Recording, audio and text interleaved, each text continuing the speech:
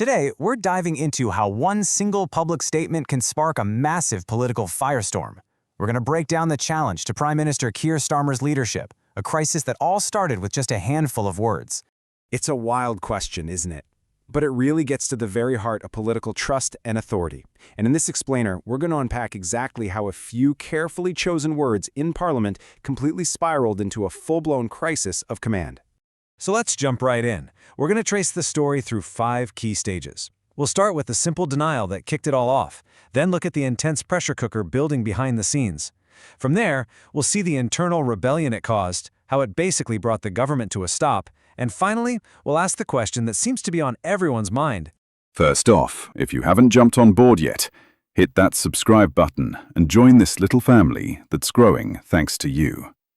Okay, so our story begins where so many political dramas do, right in the House of Commons. The Prime Minister stands up to make what he hoped would be a definitive statement, something to just put a nagging issue to bed once and for all. Now, the language here is everything. This isn't just, a simple denial. It's what's called a sweeping statement. That phrase, absolutely no pressure whatsoever, it's designed to be completely absolute. It leaves zero room for any kind of nuance. And as we're about to see, that's exactly what made it so incredibly dangerous.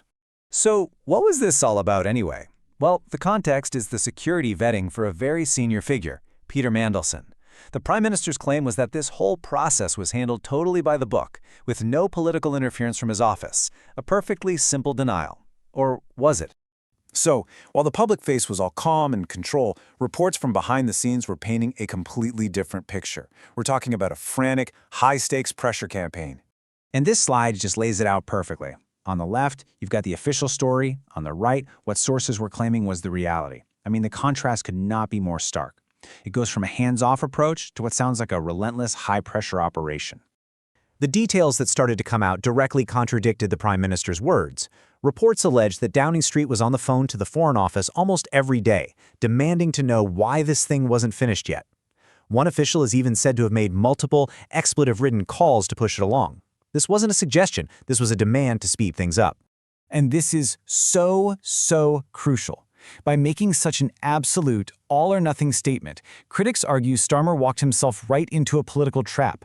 They call it a web of dishonesty. The idea is simple. When you make a sweeping denial, even one tiny contradictory fact, like a single angry phone call, can make the whole story unravel and make your original claim look dishonest.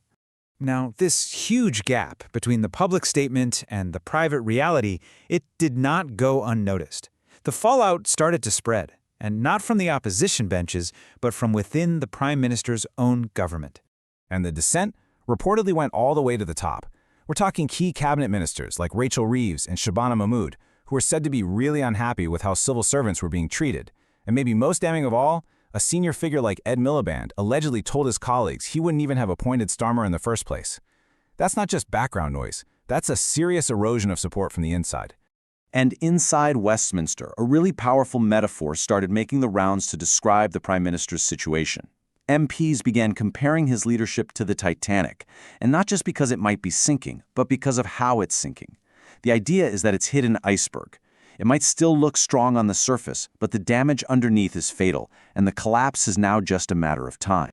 And that brings us to this incredibly blunt quote, which just perfectly sums up the mood.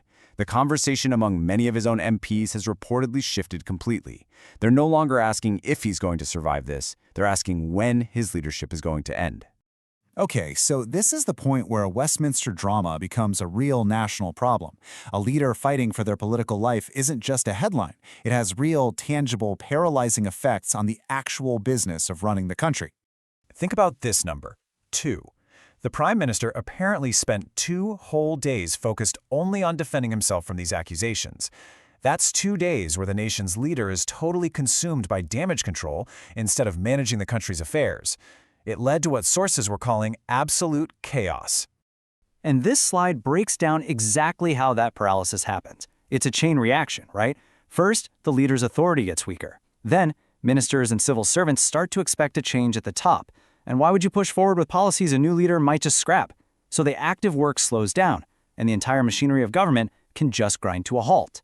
And that leads us to the final act of this political drama.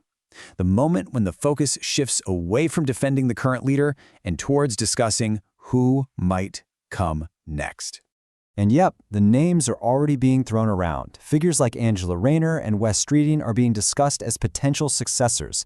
The very fact that ministers are reportedly already thinking about who to rally behind, well, it just shows you how dangerous the Prime Minister's position has become. And so we end on this really fundamental question. This whole crisis, sparked by a single sentence, it isn't just about one politician's future.